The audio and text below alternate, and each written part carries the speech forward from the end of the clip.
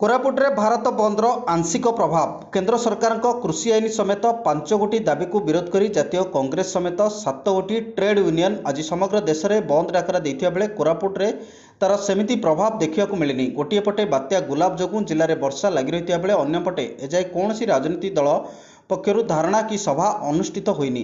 पूर्व निष्पत्ति अनुसार जिले में कौन सरकारी तथा बेसरकारी गाड़ी यातायात करुनथिया बेले सहर में दुकान बजार आपणा छाएँ बंद रही। 2 चकिया गाड़ी यातायात करथिया बेले स्टेट बैंक एटीएम तथा सरकारी दफ्तर सबू खोला रही देखा मिलता। कोरापुटरू देवाश्रित पट्टनायक रिपोर्ट।